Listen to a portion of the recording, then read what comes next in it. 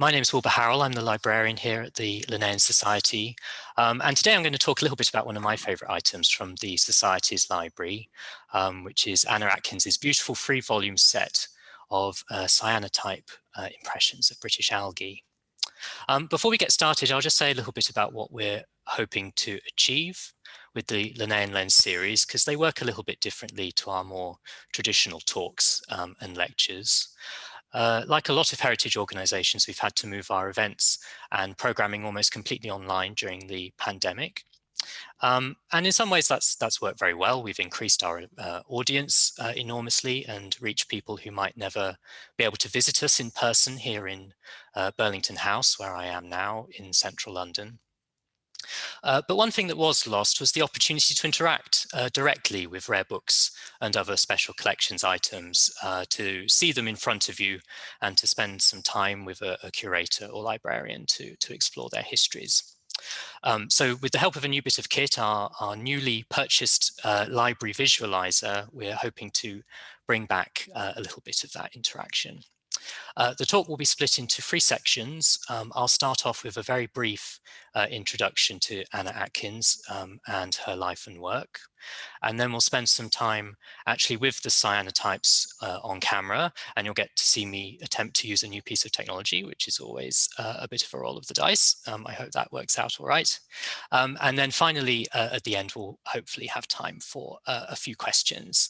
And I'm very pleased to have Dr. Isabelle Chamontier, our head of collections, and Padma Ghosh, our events manager, to help me out with those.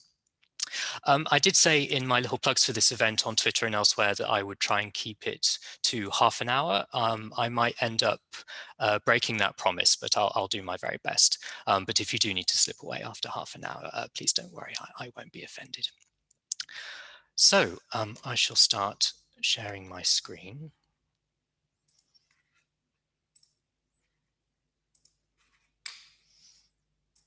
I hope everyone is able to see what I'm seeing. Yes, that's fine, Will. Good. So, who was Anna Atkins? I think it's worth spending a little time to introduce her, because although she's well known in botanical circles and to historians of science and historians of photography, she's not a scientific celebrity in the same way as, say, Charles Darwin or maybe even Carl Linnaeus. And part of the reason for that is her footprint in the archival record is very slight, and not a great deal is known about her life. This is a portrait of her taken in 1861, a photographic portrait, of course, towards the end of her life. She was born in March 1799 in Kent, the only daughter of John George Children. John Children was a prominent scientist. He was a fellow of the Royal Society and a controversial keeper of zoology at the British Museum. And it's probable that Atkins acquired her interest in photography through her father. We know that John Children was present at a meeting of the Royal Society in February 1839, where the famous pioneer of photography, William Henry Fox Talbot, gave his account of photogenic drawing.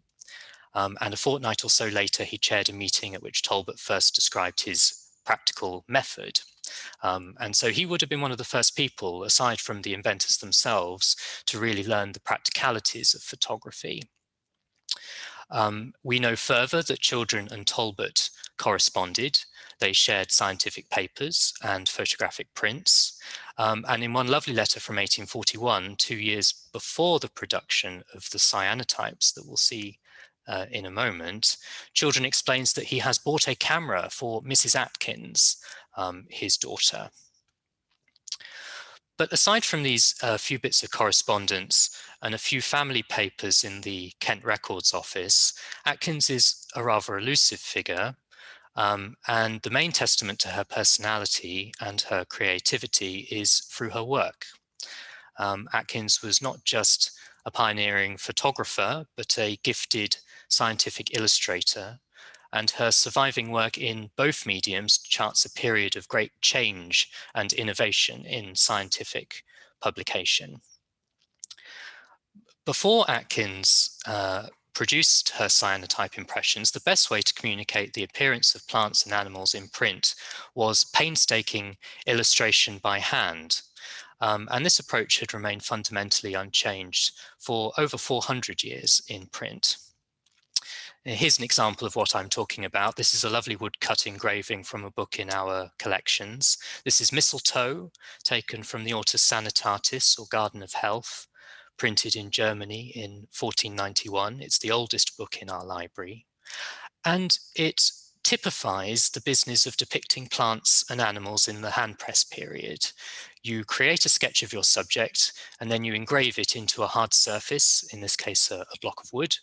And this wood block gets incorporated into a printer's form, part of a mechanical printing press, and the image transferred to the page. The process undergoes a great deal of refinement over the centuries, but that's it in précis. Atkins herself saw her work rendered as engraved prints. This is a piece of work by Atkins, a beautiful selection of shell drawings made by Atkins under her maiden name. I doubt you'll be able to see it, but there is a tiny little inscription in the bottom left, AC for Anna Children. And she made this for her father's translation of Lamarck's Genera of Shells, and that was published in 1823. So why the move towards photography when the results of hand engraving and etching are so beautiful? Well, the work of an engraver was highly skilled, it was very time consuming, and it could be prohibitively expensive, particularly if the resulting illustrations were then hand colored. And this cost in time and labor limits the size and reach of scientific publications in the early 19th century. You could take, for example, the monumental botanical survey of Greece, John Sibthorpe and Franz Bauer's Flora Graeca, edited and prepared for publication by our own James Edward Smith, the founder of the Linnean Society.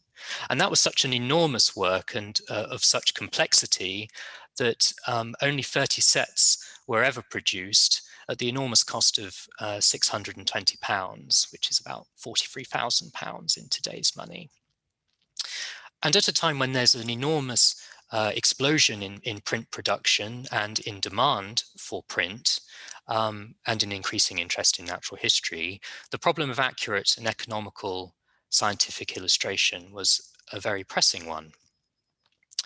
And authors and publishers of this period come up with all sorts of eye-catching ways to try and overcome these problems, even going so far as to paste real botanical samples into books, into gaps left for them in the text. Here's a charming little book from our library called 20 Lessons on British Mosses, published in 1849, so 5 years after Atkins.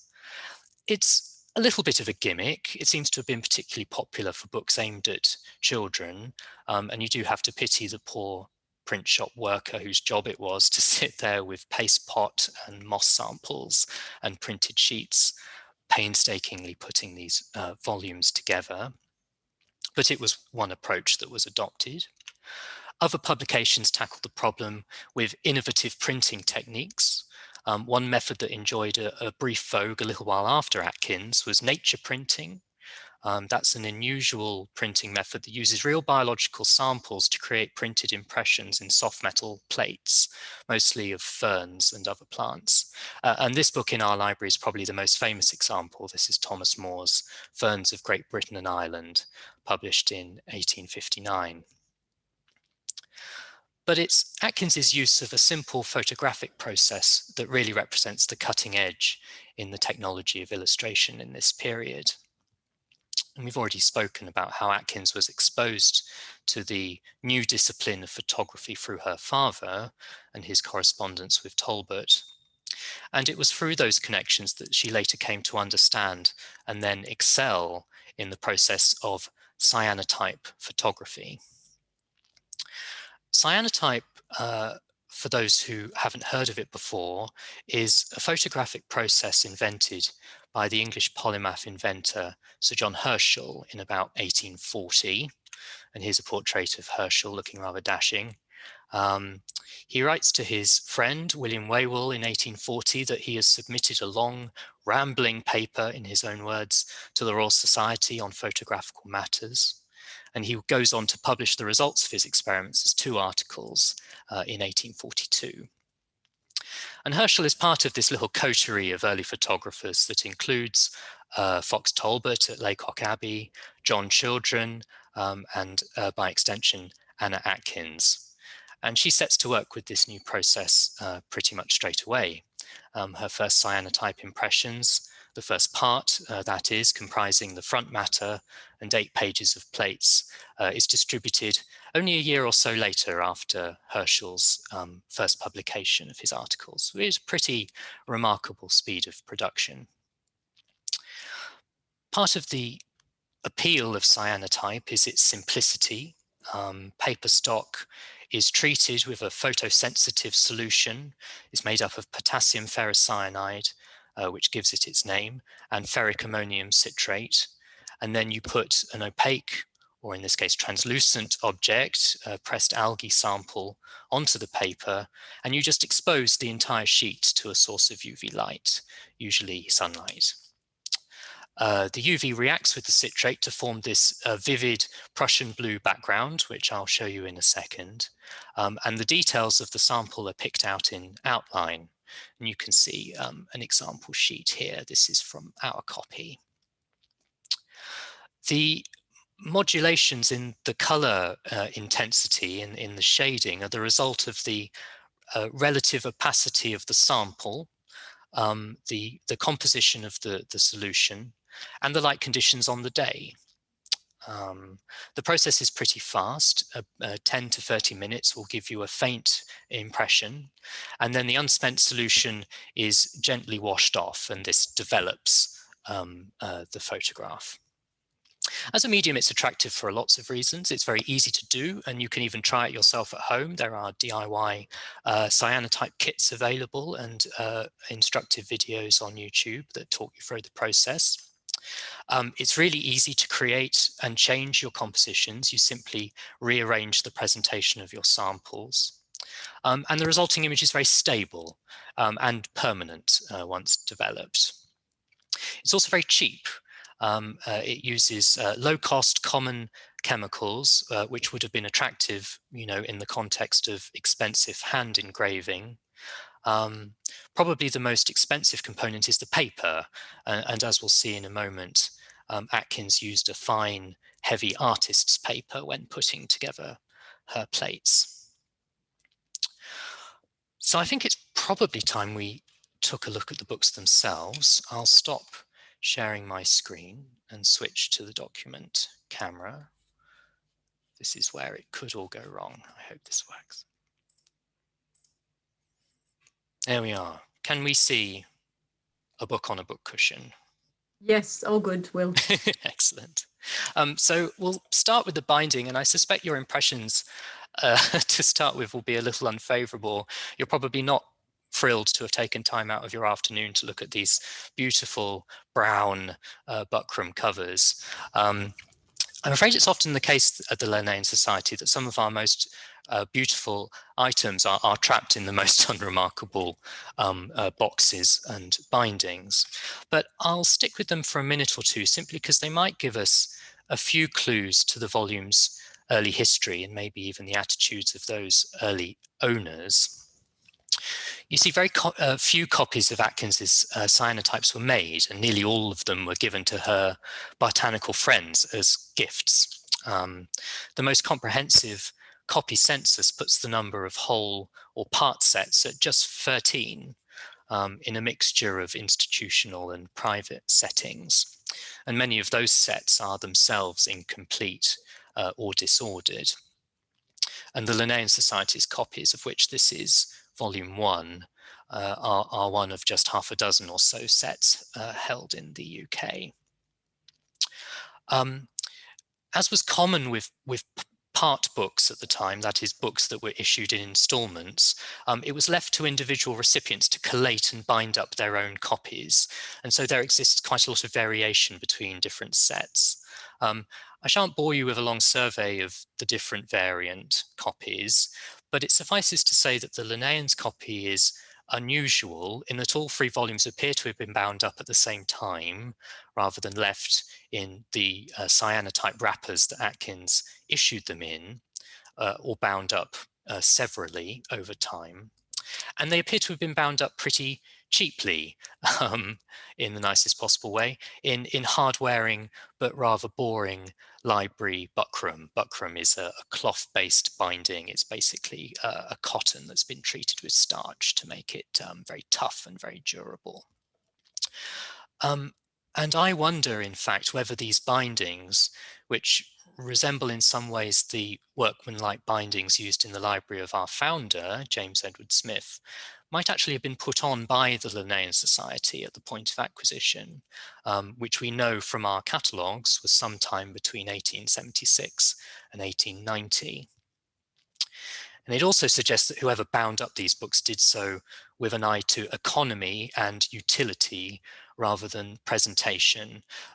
It's probably a little difficult to see on the camera. There is a slight texture to the buckram, but otherwise there's very little suggestion of ornament here, not even the sort of marbled papers or half leather bindings that you could acquire pretty cheaply in the 19th century. Another distinctive feature of the Linsock copy is that it preserves an almost complete set of front matter. And now I'll actually start turning the pages. Not just a title page, which you can see here, but a rather lovely dedication. To my dearest father, this attempt is affectionately inscribed. But also added title pages for each part. And I'll just pause on that front page for a moment. Can you see that all right? Do I need to move it into focus? Maybe hit the autofocus button once. I'll hit the focus button. All right. I really love these textual elements to the book. We'll get to the photographs in due course, but I wanted to stick with these for a moment because I think they reveal the wonderfully handmade quality that these books possess and which make them so enduringly popular.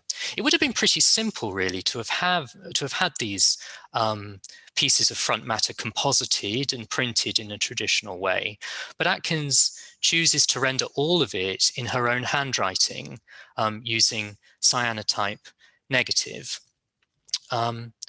It took a little time really for me to puzzle out how this was done.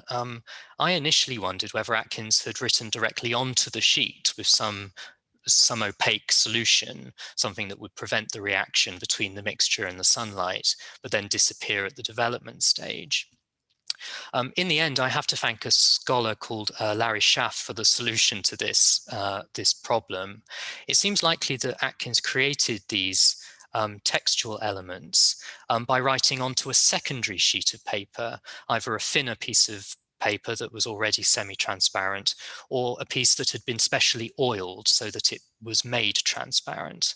And then this was placed over the cyanotype mixture treated sheet, and then the whole lot exposed to sunlight.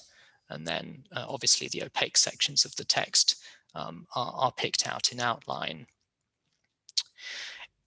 It's really nice to see Atkins growing in confidence as the project progresses. You can see in this title page that her captions and titles are quite conservative. You've got a sort of mock Gothic typeface for the title page, and then elegant italic copperplate for the part titles and the captions. But if you turn back to the added title page, you can see Atkins becoming much more playful and expressive with these fanciful algae typefaces. I hope you're able to make out the detail, but each letter in this title text has been picked out with little serifs, little flourishes drawn in the shapes of algae fronds. It's not impossible that these were done using real algae samples, I suppose, but I tend to think that they were probably made by hand. I mentioned earlier that one of the great attractions of cyanotype is its affordability. Its component chemicals are pretty commonplace and pretty cheap, but Atkins didn't stint in the use of good quality artist's paper. And if I try and turn the pages again, I'll see if I can pick out evidence of that. I'll try not to obscure it with my book weights. So this is the little introduction, again rendered in Atkins's handwriting. But if you turn to the verso, so the facing page, you might just be able to make out here the watermark of a man called James Whatman. And this is a special type of paper called wove paper, which James Whatman invented in the 1740s. And it's pretty much omnipresent in scientific illustration in the 18th and 19th centuries. And it's much prized for its robustness and its smooth writing surface. It seems to have been pretty popular with the early photographers too, and all but a handful of the watermarked plates in our copy of the cyanotypes bear this watermark. And it's probable that the paper was chosen because wove paper produces paper without ribbed lines on the surface. And it's also very thick, and it can withstand a dunking in cold water in the final development stage of the cyanotype process. These watermarks are also really useful to us as book historians because they have helpfully big friendly dates beneath his name. And so that gives you pretty incontrovertible dating evidence for the individual plates and the individual parts. You can see other pieces of evidence for Atkins's working process here in the books. If I turn to this page, you can see a very beautiful algae sample picked out in cyanotype. But you might just be able to make out in the corners of some of the plates tiny pinholes. I don't know if you can make out a tiny blemish in that corner there. And this is a piece of trace evidence for Atkins's working method, where the sheets were pinned to the boards prior to being treated with cyanotype solution, or maybe even as they dried. I think our modest camera might struggle to show that level of detail, but they are present. And you can also see preserved in some leaves evidence that Atkins's original format was a little uneven. And if I turn to this page, you can see we have this little fold in, and this is rather nice. Many copies in other settings have been quite brutally trimmed to fit the binding in which they've been sort of shoehorned, but the Linnean Society copy rather nicely preserves the full extent of the sheet, and you can still see the deckled edge of the page here where it's been folded in, and then these page numbers have been added by one of my predecessor librarians sometime in the early 20th century. It was very common to trim books to fit their bindings at this period, and so having these is a really interesting survival. So I'm going to leave the camera to settle on that page for a moment, and I'll just wrap up, I think, with a little summary of Atkins's legacy. What was the response to Atkins's project?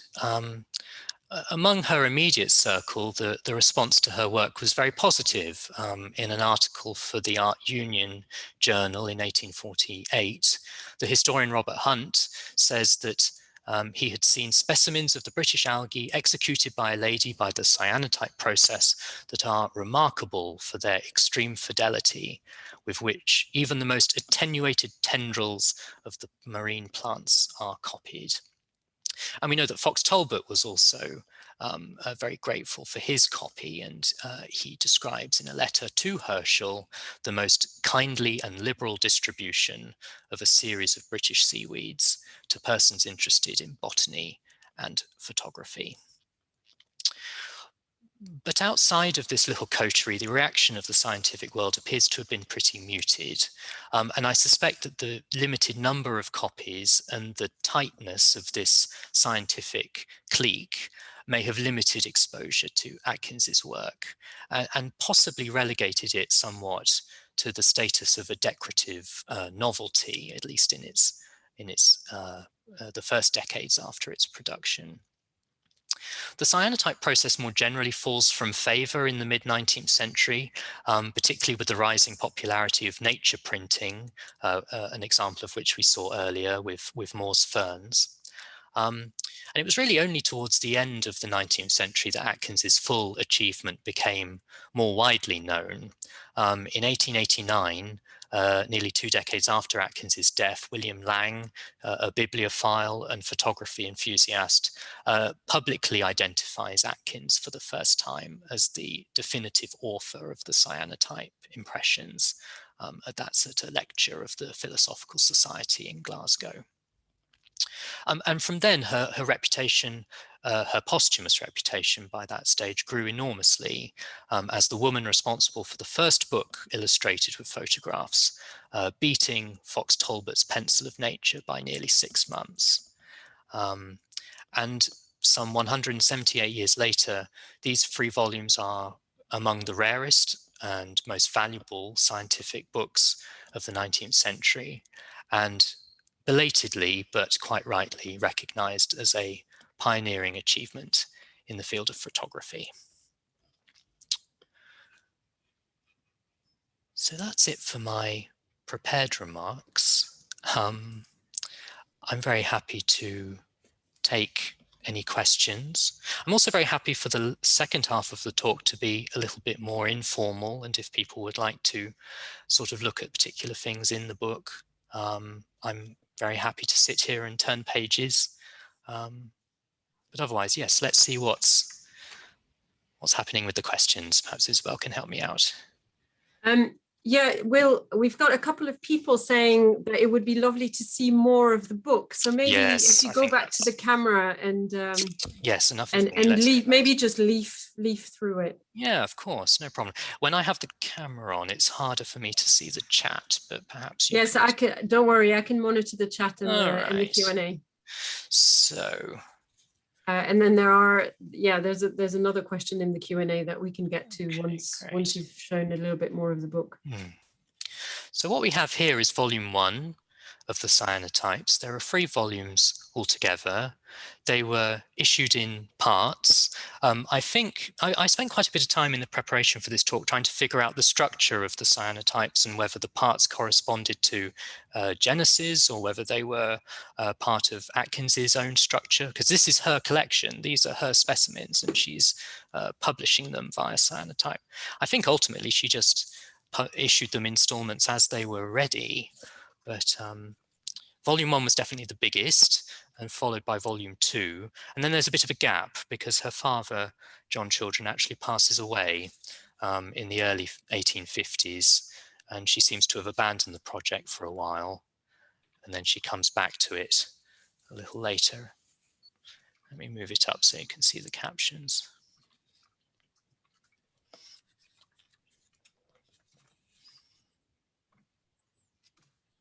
Here's an example of the oversized pages which have been folded up. The cyanotype process actually makes the paper quite stiff, so I'm going to resist the urge to unfold these because unless you do it with extreme care, they can actually end up damaging the pages. So I shall leave those as they are.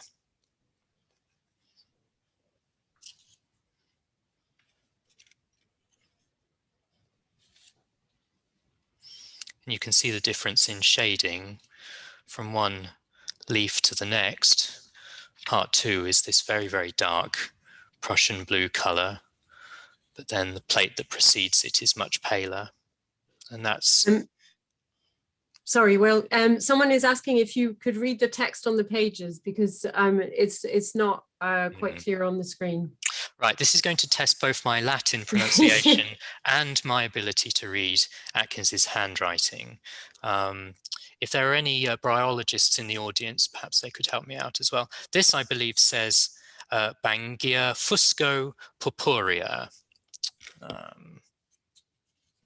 which means little to me, but maybe it will mean something to somebody in the crowd. And then this is Cystoceria barbata.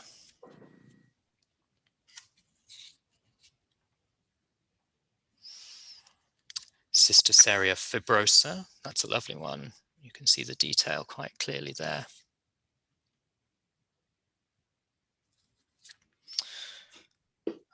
Fucus vesiculosus. All good Linnean binomials here. This is very heartening. Are there any more questions in the chat? Yes, there's about 12 now, so maybe we should start with some of the questions. Yeah, why don't I'll pin a page in place and maybe we can start looking at the There's 12 in the Q&As and a couple in the chat. But if anyone has a question, if you could please put it in the Q&A rather than the chat, so that it's easier. Right, I can see the Q&A now. So Martin Nicol asks, the species names have a nice round marking around them. Does that suggest that Atkins prepared labels to use for all cyanotypes of one sort? So the process, as far as I understand it, is that she writes her captions onto little scraps of, or slips rather, of oiled paper, which is then transparent, and then she places that on top of the cyanotype sheet, and she does move them around. And you can actually see in some of the volumes evidence of corrections. So she will have written over one caption, or after the plate has been developed, she will placed a little cancel over a species name. But the difference in shading you can see is because of this secondary sheet of paper. You know, the light getting through to the photosensitive mixture is slightly reduced, and so the reaction is less, and the shade less brilliant, which is why they have this rather attractive sort of little border effect around them. Would all of her samples have been found locally to where she lived, or did she have to travel to different areas of Britain to collect them? That's a very good question. She lived in Kent in a house called Halstead Place. To my shame, I don't know if that is on the coast, but it's not so far from the sea. It is British algae. It is definitively not a foreign species. So my instinct is that she probably collected them herself, or she may have been sent them by friends or correspondents. But you probably know there was a real craze for seaweed collecting at this time. There was a bit of a fad for creating seaweed albums, and my instinct is that she probably collected them herself. Is there any documentation of how she went about preparing the algae samples in order to place them on the prepared paper to expose? Did she dry the algae first? I would imagine placing it wet onto the prepared paper before exposure would have made an imprecise impression. I'm not sure is the truthful answer. We are stymied a bit by the fact that Atkins doesn't do a great deal of corresponding herself, and most of the correspondence that she enters into concerning the cyanotypes is kind of done by proxy. Even the business of distributing the copies was sort of all done via her father, really. I haven't read enough of his correspondence to be able to say what her working method was. So I'm reluctant to speculate, but we're reasonably confident that we know how the text was made. My instinct is that they were probably dried samples, then placed onto the treated paper. The paper pages were then probably pinned, as we can see from the holes in the corners. And then maybe a big sheet of glass or something would have been placed over the whole setup to sort of stop it moving around while the impression is created. But I'm not sure, I'm afraid. Do you have any links to where to get the chemicals and how to use them? Not on me, but I think if you go to Amazon and type in cyanotype kit, or I think you can even go to craft shops and ask for them. Yeah, it will actually. I have next to me one that I made, and you can get that in craft shops. This is with using a fern. It's very, very easy if anyone's interested. I think you can probably get the paper in any good craft shops. It's very satisfactory. I was quite taken. I went down a real rabbit hole researching this talk of YouTube videos of cyanotype handicrafts. So yeah, I think it's pretty commonly available. And I think there are, they won't be chemical free, but there are versions of cyanotype you can use which don't use these chemicals if people are concerned about that. Actually, mine would just needed water. Yeah, I think that's right. I don't think you have to use the potassium citrate or the ferricyanide or whatever it is. Did you work with an assistant or make all of them on her own? That's a very good question. Certainly, Larry Schaff, I think, postulates that she probably worked with a servant. Certainly, the arithmetic of the labor involved in producing all of these sets, you know, if you sort of estimate maybe an hour to prepare each plate, if you're sort of composing on the page, and then the exposure and then the developing, there are at least 350 plates in each copy. Some of them have over 400, and there are at least 10 complete copies, 10 complete sets rather, and, you know, up to 12 or 13 in parts. That's, you know, hundreds, maybe thousands of hours of labor. And I think it's probably unlikely that she did absolutely all of it by herself. She was a wealthy woman. The children were a prominent family. They would have had servants and assistants, and I wouldn't be at all surprised if there was a second hand in these books. So that's a very good question. Are the prints identical from one to another, or did Atkins have to rearrange the specimen for each photographic illustration she produced? Well, the next question is very similar, actually. You might want to have a look at it. Oh, yes. Oh, hello, Scott. Yes. No, they're not identical. They change. They are very similar. I don't think she did a great deal of rearranging once she was satisfied with a composition, but people with more time than me have compared copies and have compared plates between copies, and there are very subtle differences. She obviously changed her mind in some cases, and you can detect those those variations quite easily. Are there any particular handling or conservation requirements or difficulties with cyanotype prints compared to more standard printed books of the period?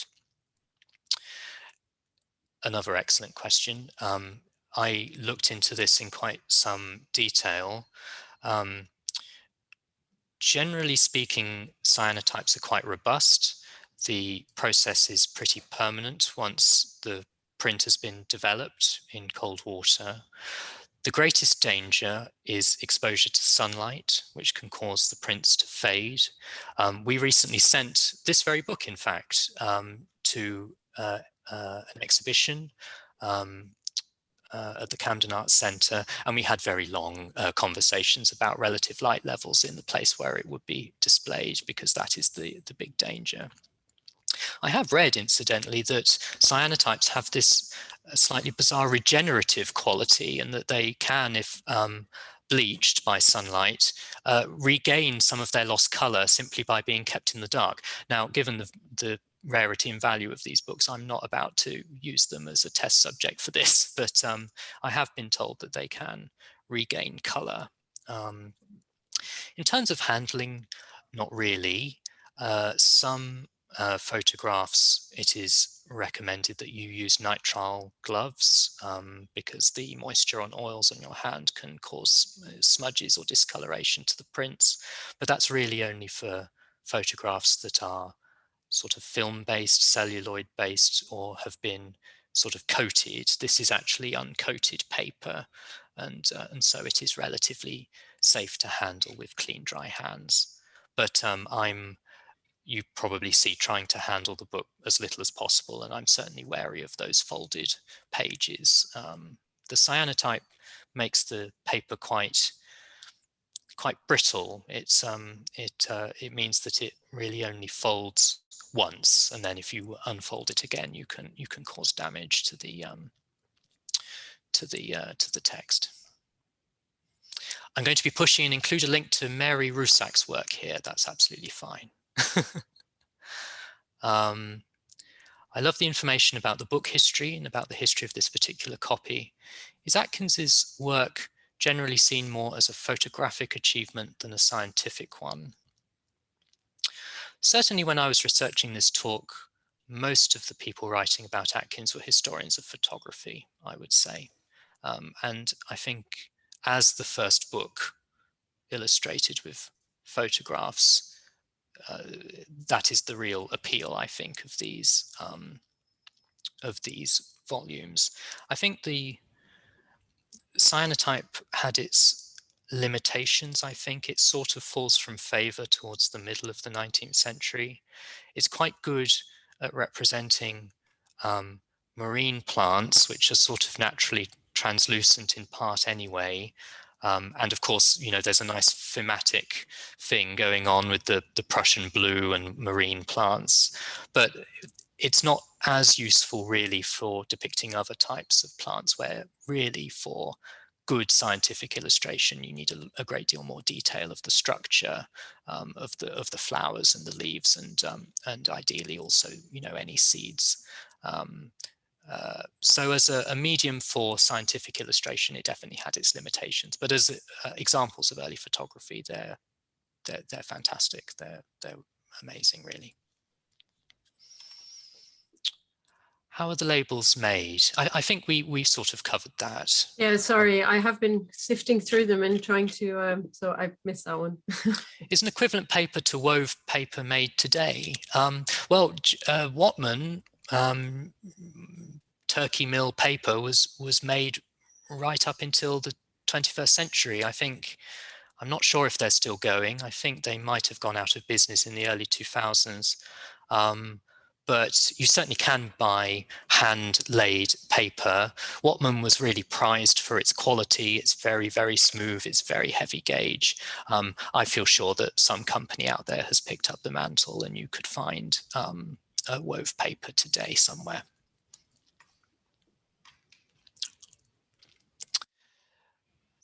Another link to Mary Rusak.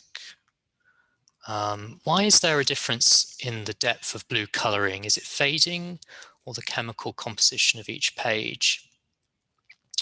So it's a variety of factors. I think it's possibly a combination of the particular composition of the cyanotype solution.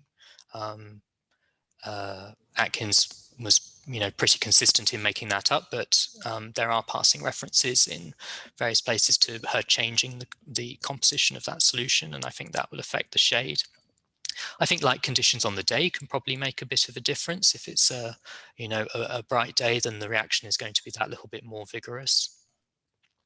And yes, post-production fading, it might be a factor as well. These books are in really excellent condition. I think they have sat in the library of the Linnean Society and been kept very well. But we can't rule out the possibility that possibly there's been a little bit of sun bleaching going on. Well, actually, while you're in the condition, will Gary ask if there's been any conservation work done on it? Yes, there has. So the books were rebacked by our in-house conservator. It's a really lovely job, actually. She's managed to retain parts of the original spine. So this is all rebacking, this sort of purple buckram here, but you can see what the original spine would have been, and it just says simply Atkins, British Algae, Volume 1, and then our less than attractive library label down there at the bottom, which I don't think I would stick on there today. I did spend a little bit of time in advance of this talk going around our library to see whether there were any other bindings that sort of resembled it. The closest I could find were books from the library of our founder, which is intriguing. He died far too early to have known Atkins or to have received this as a gift, but we did bind up his books ourselves in the library after he gave them to us in the 19th century. So there might be a thread of evidence there. But these buckram bindings are so generic, it is very difficult really to draw comparisons. And while you're on the binding, I see another question just come in from Tim Corliss, who says, can you elaborate about the binding choices that would have been available in the 1840s? Oh, goodness me. Well, many recipients of the cyanotype simply didn't bother. Copies at Laycock and the copies given to Herschel were left unbound, as far as I know. I haven't seen the copies myself, but from descriptions of them, it sounds like they came in blue wrappers. Wrappers are just very light paper covers, the sort that you would get direct from a print shop. I don't know whether blue means that they were cyanotype covers or whether they were blue paper added later on. Otherwise, well, it really depended on how rich and how fancy you wanted to be. This is a pretty workmanlike binding. It's pretty tough and durable, and it lasted from probably the late 19th century up until the early 2000s without needing to be repaired. One copy or one work I was able to see produced or given to a lady, called Anne Dixon, who was a friend of Atkins's and received a couple of her cyanotypes over the years, was beautifully bound in red leather with gilt labels, and that was clearly a prestige copy that meant a lot to the owner. So it really ranged from very minimal interventions, effectively leaving the parts as they came, through to very elaborate and beautiful bindings in leather or calf or marbled papers, whatever it might be. Do you want me to continue, Will? Yeah, sure. Yeah. I'm going to keep on with the materiality of it, and then there's a few questions about sure. Shall I open it back up to a page? Yeah, Razor asks, do you do you know if the title page with the decorative lettering, British Algae Volume 1, is a hand-drawn lettering, or are they actually composed with real algae? But I think you've kind of answered that in... Sure. I'm going to go out on a limb and speculate that this is my husband. Hello, Razor. You should have been here for the beginning of the talk. I suspect that these are done by hand rather than with algae samples. But he continues. He says, I'm also interested to see the content of the text page shown very briefly coming up in between these algae prints. Yeah, sure. That was a nice feature of the Linsox copy, in that some of the other copies seem to have discarded or at some stage lost the part title pages or the part contents pages, and ours retains a fairly complete set. Let me see if I can find one. I should have bookmarked it really, but I didn't want to. Yes, here we go, part 3. And there you are. You can see it in Atkins's handwriting, very neatly done.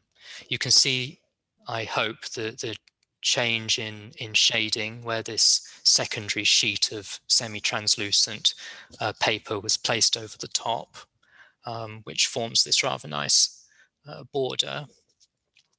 But yes, all done by hand. As I said at the start, they were a wealthy family. It wouldn't have been beyond their means to have done all of this in simple composited type, in print, and to have had these made up in print. It might have been clearer. They might have thought it looked more professional that way. But I think that the fact that she's done it in handwriting sort of points to these being gifts. They were personal objects for friends and for people she admired. And I think that's what's so charming about them, really, is that they're very warm objects. You get a real sense of the person who made them. Thanks, Will. Dominique Delattre asks, how many copies were identified? I think you mentioned 6 in England. Yeah, there are a couple of copy censuses that have been published. They have changed hands a little bit over the decades. There's maybe 2 or 3 in private collections, and they have moved around. The ones at Laycock Abbey, I think, have now moved to the Science Museum, for example. But someone may be able to correct me, but I think there is between 12 and 13, and there's a little bit of debate over what constitutes a set. Not even our set is complete, I should be honest. We lack part 7. Otherwise, this is a very full set, but part 7 is lacking. And mysteriously, there's a collection in, I think, the United States, which possesses only part 7. And I sort of wonder whether there's a bit of a coincidence there, whether their part 7 might in fact have once been part of this set. But there's a published census. I believe an article in the Society of American Bibliophiles, published in the sort of early 80s, I think, had a pretty good copy census, and there have been a couple more since. Yeah, so actually, interestingly, I'm just looking at our own, so I'm going to use this to make a plug for our Book of Treasures, which was published last year. It's called L50 Objects, Stories and Discoveries from the Linnean Society, and Anna Atkins features in it. And that was written by our publications manager, and she writes in there that it is believed that Atkins produced only 17 copies of Photographs of British Algae. So 17 sounds high to me. I'd be interested to know where that figure comes from, but yeah. I suppose it really depends on what you constitute as a set, because, you know, some collections only have parts, some of them are really quite stripped down, some of them are very bloated. You know, I think the copy at the Royal Society has lots and lots of extra plates, you know, sort of over 400, whereas ours is under 380, I believe. So, you know, there was a lot of variation between copies, and it's, you know, it's a bibliographer's dream, really, picking all of this stuff apart. There's hours of fun in there. Yeah, and while we're on that, actually, Sally Bozuto asks about the lineage of this particular volume and how it came to the Linnean Society, and what other books / volumes Linnean Society has, if any, in its collection. Okay, that's quite different. Oh goodness, I'll leave I'll put the second one to one side, because, you know, yeah, we've got 100,000 books in our library, so there's plenty there. It's a really interesting question, and I think it's going to be the next stage for me to really try and investigate a bit further where these books came from.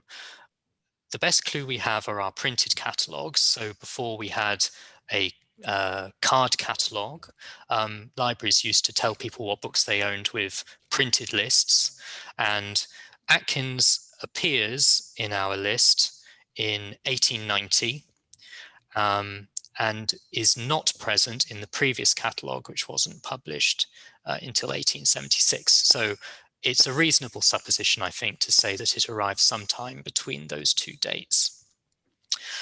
Most of the copies were given to people as friends, and there's quite good documentary evidence in children's correspondence about where those copies went. Needless to say, there's no references to the Linnean Society. So it's a bit of a mystery. My next step will be to look at our, what we call our presence books, so our donations, our handwritten donations registers between those two dates, and to see if I can detect any references to cyanotypes. It's unlikely that there'll be references to Atkins, because, as I say, she wasn't really publicly outed, if you like, as the author of these until 1889, and so it's perhaps unlikely that I'll be able to see a reference to her name, but I might be able to spot a reference to photographs or algae photograms or cyanotypes or some such. I did wonder, just as a little aside, there was a bit of a controversy at the time between John Children and the Linnean Society. He was a controversial appointment to the British Museum because he was underqualified. He was actually a chemist, but he became appointed this curator of zoology. And he was promoted because of his social connections over and above a Linnean Society fellow called William Swainson. And so there was a bit of institutional beef, I think you could say, between between the Linnean Society and John Children. And I wonder if the fact that these books didn't come to us until much, much later is a side effect of that bad blood. But that's supposition on my part. I have no evidence for that, but it's something to dig into a bit further. There's actually quite, I'm trying to sift between the comments and the questions, but Dominique also asked, what about exchanges? How did she exchange with other scientists or artists? Not sure. As I say, her footprint in the archive is really quite slight. She seems to have done a lot of her, she doesn't really correspond a great deal in her own name. Most of her sort of correspondence is kind of ventriloquized through her father. And so he really seems to have been the conduit between her and, you know, the scientific establishment. I can't rule it out, but it's not something I've seen. Okay, sorry, I'm trying to. Oh yes, Dawn Baisley asks whether you know what the difference is between the cyanotypes and Van Dyck printmaking process. Oh my. I've not heard of that. I'm stretching my memory here. I have a feeling Van Dyck is very similar. I think it uses similar chemicals, but isn't it brown? It comes out as a brown color. I think the process is fundamentally quite similar. Yeah, I think it involves treating a sheet of paper and then exposing it to sunlight and then using an opaque filter of some sort to create an impression. But I think the effect is a sepia tone rather than blue. But I don't know. We're at the very limits of my knowledge, I'm afraid. That's fine. We've only got 3 minutes to go because I think we should stop at 3. But Andre asked how much time Atkins spent on these volumes. How much time did it take her to complete them? Well, I think it must have been a real labor of love, really. I think hundreds, if not thousands of hours. As I say, 10 to 30 minutes per plate to get the exposure, you know, to get that first impression from the sunlight. Probably, you know, a goodly length of time arranging the sample on the page. A lot of the charm of this book is the way the samples are presented. She really had a wonderful eye for composition, and she arranges the samples really beautifully. And I can't believe that happened without a great deal of effort. And then obviously you have to develop each page and allow it to dry. So each plate, you know, even working on a big production line sort of basis, each plate is taking, you know, possibly an hour or more to produce. And as I say, it's 350 plus plates per set. Yeah, you know, there's some debate about how many sets, but it's comfortably north of 10. It was a huge undertaking, which is why I think she probably had a servant or an assistant possibly helping her out. Yeah. There's quite a lot of comments saying that Van Dyck is the same process, but with chemicals that leave brown instead of blue. So, oh, well, there you go. So I wasn't too far off. So you weren't too far off at all. And then I think that just 2 questions. Tim Corliss, I have been taught that the pH requirement for preserving cyanotypes differs from most paper, and their acidic nature can suffer deterioration from alkaline materials. Can you speak about pH-based preservation strategies? Strategies is a very grand word for anything at the Linnean Society. I think, yes, I have heard that.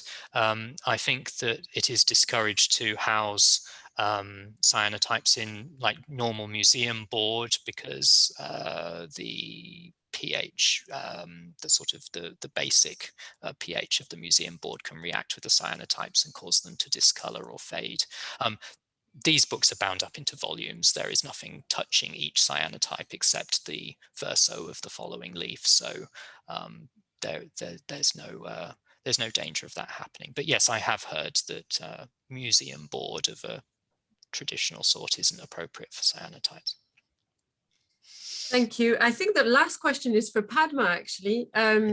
Dawn is quite keen to have access to all the links that have been put up. Anna-Marie Roos, for example, put a link about the Royal Society blog about Atkins. There's lots and lots of links and advice about how to make your own cyanotypes. Padma, she asks, well, you must have seen it. Please, can the event host save the transcript of the questions and answers for the record? I can put in a couple of links in the YouTube text, but I'm afraid I cannot share the transcript. Sorry. That's all right. So we'll do our best to put those links in the YouTube text, but otherwise possibly go through them while we talk at the end and do screenshots. That's a good way of saving. And I think we basically answered most of the questions. So thank you, Will. I don't know if you want to say a final word. No, just thank you everyone for coming. This is a new format for us, as I say, so we're still sort of tweaking it, and I think we'll definitely get more confident as time goes by, but it's really heartening to have so many people here, and I hope you found it useful and enjoyable. I know I have.